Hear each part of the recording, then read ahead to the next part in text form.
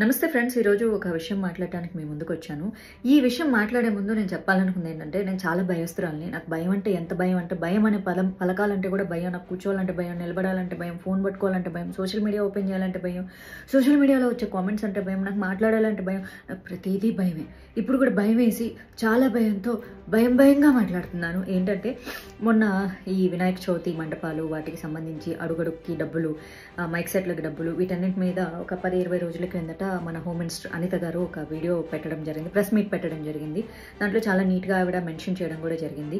So mic పెడితే 100 రూపాయలు, లేకపోతే వినాయకుడు అడుగుకు 350 రూపాయలు, 6 అడుగుల కంటే మించితే 700 రూపాయలు, ఇలా ఒకవేళ 20 అడుగులు అలా పెరిగితే 7,000 రూపాయలు, ఇది ఆవిడ లెక్క చెప్పారు.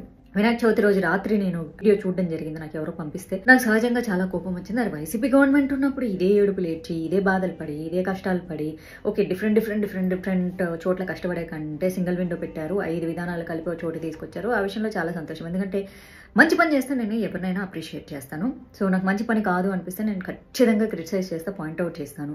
కానీ దాని తర్వాత very next day, Vinayaka Chavithi అయిపోయిన వెరీ నెక్స్ట్ డే, అంటే చవితి రోజు అయిపోతే పంచమి రోజు మళ్ళీ ప్రెస్ మీట్ పెట్టేసేసి, ఇది వైసీపీ వాళ్ళ జీవో, ఈ జీవోని నేను మా వాళ్ళు తీసుకొచ్చి టేబుల్ మీద పెట్టారు. సో పొరపాటుగా వాళ్ళు పెట్టినా కూడా, ఎందుకంటే మన దగ్గర ఐఏఎస్ క్యాడర్ నుంచి మంచి జర్నలిస్టుల వరకు కూడా మన చుట్టూ ఉన్నప్పటికీ కూడా వైసీపీ వాళ్ళ జీవో తీసుకొచ్చి నా టేబుల్ మీద పెడితే ప్రెస్ మీట్ ముందు అది నేను చదివేశాను. అందులో ఏముందో ఏం లేదో కూడా నేను చూసుకోలేదు. సో ఒకవేళ చూసుకున్నా కూడా పర్వాలేదు, నా ప్రభుత్వం ఇస్తుంది అని చెప్పేసి చదివేసేసాను.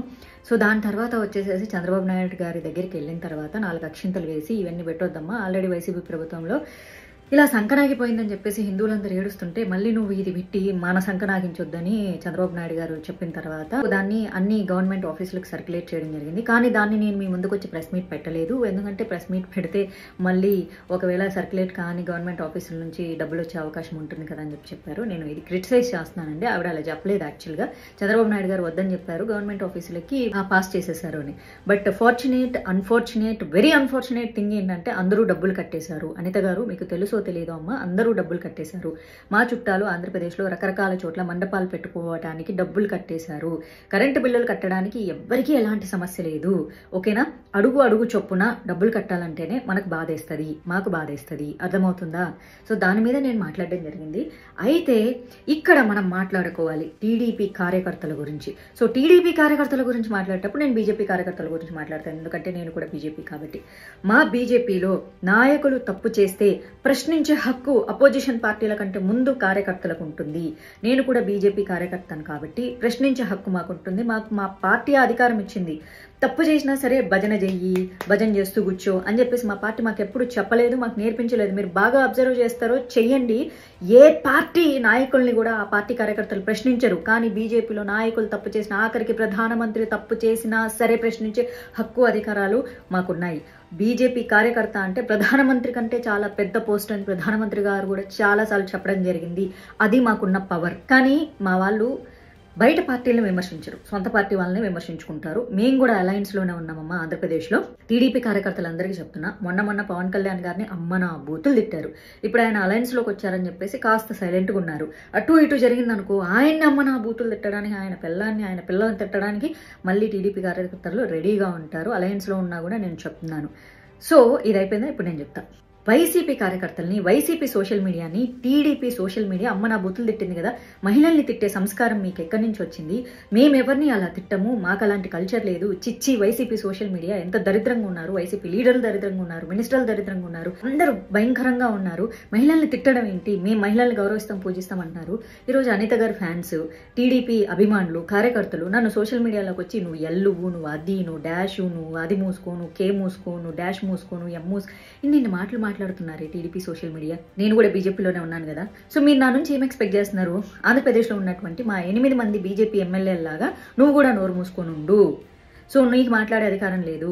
నీలాగా మాట్లాడే వాళ్లకు అధికారాలు ఇవ్వడం జరగదు. అందుకే మీ పార్టీ నీకు అధికారం ఇవ్వలేదు, ఎందుకంటే నువ్వు ధైర్యంగా మాట్లాడతావు కాబట్టి. కానీ మీరు గుర్తించాల్సింది ఏంటంటే, నాకున్నటువంటి సభ్యత్వాన్ని నా పార్టీ రద్దు చేయలేదు, చెయ్యదు కూడా. ఎందుకంటే ప్రశ్నించే హక్కు మా పార్టీ మాకిస్తుంది. మాకు ఏదైనా పోస్ట్ ఉందనుకో మాకు రూల్స్ ఉంటాయన్నమాట. అదే కార్యకర్తగా ఉంటే ఏ రూల్స్ ఉండవు, మీకు ప్రశ్నించే హక్కు ఉంటుంది. చాలా పెద్ద పదవి బాధ్యతలో నేనున్నాను. సో మీరు ఎక్స్పెక్ట్ చేసిన ప్రకారం ఏంటంటే, ఆంధ్రప్రదేశ్లో ఉన్నటువంటి మా బీజేపీ 8 మంది ఎమ్మెల్యేల లాగా నోరు మూసుకొని ఉండాలి. మాధవిలత అనే అమ్మాయి మాట్లాడకూడదు. మాట్లాడితే మేము సోషల్ మీడియాలోకి వచ్చి వైసీపీ వాళ్ళకంటే దారుణంగా మిమ్మల్ని తిడతాము, వైసీపీ వాళ్ళకంటే దారుణంగా ఆడపిల్లల్ని నోటుకొచ్చినట్లు మాట్లాడతాము, వైసీపీ వాళ్ళు తిట్టిన తిట్ల కంటే కూడా వాళ్ళ దగ్గర ట్రైనింగ్ తీసుకొని వచ్చి మరీ తిట్టడంలో మేము నంబర్ 1 అని చెప్పేసి అంటారు.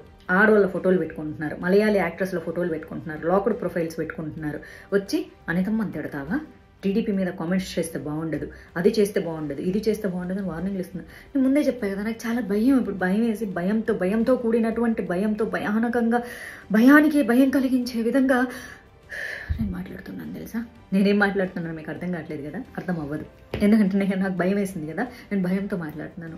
ఈ భయం వల్ల వచ్చిన మాటలు చాలా భయంగా మాట్లాడుతున్నాను కాబట్టి మీకు అర్థం కాదు. నేను ఏమంటున్నానంటే, అనిత గారు వినాయక చవితి అయిపోయిన మరుసటి రోజు పంచమి రోజు ప్రెస్ మీట్ పెట్టి ఇది అలా జరిగింది ఇలా జరిగిందంటే, నా సైడ్ నుంచి ఒకటే రిక్వెస్ట్ ఏంటంటే, ఎప్పుడైతే 20 రోజుల క్రితం వినాయక చవితి రాకముందు చంద్రబాబు నాయుడు గారు వద్దు మనం ఎవరి మీద డబ్బులు వసూలు చేయకూడదు, హిందువులు చాలా బాధపడతారు, గత ప్రభుత్వం వల్ల చాలా బాధపడి ఉన్నారని ఆయన చెప్పిన తర్వాత వెరీ నెక్స్ట్ డే వచ్చి మళ్ళీ ప్రెస్ మీట్ పెట్టి హిందువులు ఎవరు ఎలాంటి చలాన్లు కట్టాల్సిన అవసరం లేదు, కేవలం కరెంటు బిల్లులు ఈ 5 విండోస్కి సంబంధించిన ఎలాంటివి ఉన్నాయి అవి మాత్రమే కట్టండి, అడుగడుగు చొప్పున కట్టన అవసరం లేదు అని చెప్పి ప్రెస్ మీట్ పెట్టాలి కదా అనిత గారు. మీరు ఇంతకంటే బూతులు తిట్టడం నా చేత కాదు. నేను అపోజిషన్ పార్టీలో ఉన్నా, నేను ఎప్పుడు ఎవరిని బూతులు తిట్టలేదు.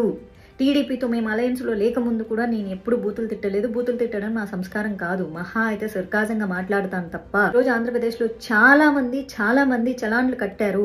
ఎందుకంటే ఈ వంక తీసుకొని మీరు పెట్టిన ప్రెస్ మీట్ను తీసుకొని లంచాలు దొబ్బే వాళ్ళు కూడా చాలా మంది ఉంటారు కదా. ఒక్కసారి గవర్నమెంట్ ఆఫీసులకు వెళ్ళి డబ్బులు చెల్లించిన తర్వాత తిరిగి గవర్నమెంట్ నుంచి మళ్ళీ డబ్బులు తెచ్చుకోవాలంటే మేము 350 రూపాయలు కడితే ఆ 350 రూపాయలు తెచ్చుకోవడానికి మేము 200 రూపాయలు పెట్రోల్ ఖర్చు పెట్టుకోవాలి. పొద్దు నుంచి సాయంత్రం దాకా గవర్నమెంట్ ఆఫీసుల బయట పడిగాపులు కాయాలి. ఈవెన్ ఈ సేవ బయట అయినా సరే. మీకు అర్థమవుతుందా ఈ సంగతి? చంద్రబాబు నాయుడు గారు చెప్పిన తర్వాత వెంటనే మరి ప్రజలకు చెప్పాల్సిన బాధ్యత నీదే కదా అక్క. ఇంత లేటుగా చెప్తే ఎలాగూ? మళ్ళీ నీ అభిమానులు, మీ పార్టీ అభిమానులు వచ్చేసేసి నన్ను అమ్మనా బూతులు తిడుతున్నారే, వైసీపీ వాళ్ళని తిట్టొద్దు, ఇవన్నీ మంచిది కాదు, ఇది సంస్కారం కాదు అన్ని చెప్పిన మీరు మళ్ళీ వచ్చి ఆడపిల్లని నన్ను తిడుతున్నారే. మళ్ళీ తిట్టేదందరూ హిందువులే. పోని పరాయి మతస్థులు తిడితే నేను పెద్ద పట్టించుకునేదాన్ని కాదు. వీళ్ళకు వినాయకుడు కంటే, హిందూ ధర్మం కంటే, సంప్రదాయం కంటే పార్టీలు ఎక్కువైపోయినాయి. బాబులు, మీరు దొంగ మీడియాలు సృష్టించుకున్న, మీరు దొంగ ఐడియాలు సృష్టించుకున్న టీడీపీ సోషల్ మీడియాకు చెప్తున్నాను, మనకు పార్టీ కంటే కూడా దేశం ధర్మం ముఖ్యం, దాని తర్వాతే పార్టీ. మా బీజేపీ మాకెప్పుడు అదే చెప్తుంది. భారతీయ జనతా పార్టీలో కార్యకర్తలు అంటే ప్రశ్నించటానికి నిలబడినటువంటి సైనికులు. మా లీడర్లని మేమే ప్రశ్నిస్తాము తప్పు చేస్తే. ఆంధ్రప్రదేశ్లో ఉన్నటువంటి 8 మంది బీజేపీ ఎమ్మెల్యేలు మిమ్మల్ని ఎందుకు ప్రశ్నించలేదో మాకైతే తెలీదు. నేను ప్రశ్నిస్తా, ఎందుకంటే నేను బీజేపీ కార్యకర్తని. తమ్ముడు తనవాడైనా సరే ధర్మం సక్రమంగా ఉండాలని చెప్పినటువంటి భారతదేశ చరిత్రను ఫాలో అవుతున్న దాన్ని. మేము టీడీపీతో అలయన్స్ ఉన్నా సరే, టీడీపీలో బై మిస్టేక్ గత గవర్నమెంట్లో జరిగినటువంటి పొరపాట్లు జరుగుతుంటే ప్రశ్నించే హక్కు, అధికారం మాకుంది. అని తక్కను నాకు పర్సనల్గా తెలీదు. తెలిసినా సరే నేను ఫోన్ చేసి మాట్లాడిన, ఎందుకంటే మీరు ప్రెస్ మీట్ పెట్టారు కాబట్టి నేను కూడా వచ్చి మీడియా ద్వారానే తెలియచేసుకుంటాను. మీకు అర్థమవుతుందా? మాకు ఆంధ్రప్రదేశ్లో అన్ని సక్రమంగా జరగాలి, అందులోనూ హిందూ ధర్మంకి సక్రమంగా జరగాలి. గత ప్రభుత్వం చేసిన తప్పులు పొరపాట్లు మీరు చేయకూడదు. గత ప్రభుత్వం జీవోలో అడుగడుక్కి డబ్బులు వాళ్ళు పెట్టలేదని తక్క, అది మీరే పెట్టారు. ఎందుకక్క అలా అబద్ధాలు చెప్తారు? ప్లీజ్. వాళ్ళు రకరకాలుగా డబ్బులు వసూలు చేశారు, ఒప్పుకుంటాము. ఆంధ్రప్రదేశ్ సంక నాకిపోయే స్థితికి వచ్చింది. కనీసం ఇప్పుడన్నా బాగుపడుతుందని ఆశతోనే, కొన్నంత ఆశతో గెలిపించుకున్నారు. ఈ అలయన్స్ ప్రభుత్వంలో ప్రజలకి మంచి చేయట్లేదా అంటే చేస్తున్నారు, ఖచ్చితంగా చేస్తున్నారు అక్క. నాకు నిన్ను అడగడానికి చాలా ఉన్నాయి. మొన్న ఒక పసిబిడ్డని ఈ 14-15 ఏళ్ల పిల్లలు రేప్ చేసి చంపేసి శవం ఎక్కడో పడేస్తే ఇంతవరకు దాని గురించి సమాధానం చెప్పలేదక్క నువ్వు. బాధేస్తుంది. ఉయ్యాల్లో ఉన్న పసిబిడ్డని ఒక ముసలోడు రేప్ చేసి చంపేసేస్తే వాడికి శిక్ష కూడా వేయలేదక్క ఫాస్ట్ ట్రాక్ కోర్టుల్లో. భారత్ న్యాయ సంవిధానంలో ఆడపిల్లల మీద మానభంగాలు జరిగితే ఇన్స్టాంట్ గా శిక్షలు వేయమని చెప్పారక్క. కానీ ఆంధ్రప్రదేశ్ లో జరగలేదు. దేశం ధర్మం అంటే, ధర్మం అన్నది మొన్న నేను వినాయక చవితి దాని గురించి మాట్లాడింది. దేశం అంటే అందులో ఆడపిల్లల రక్షణ కూడా వస్తుందక్క.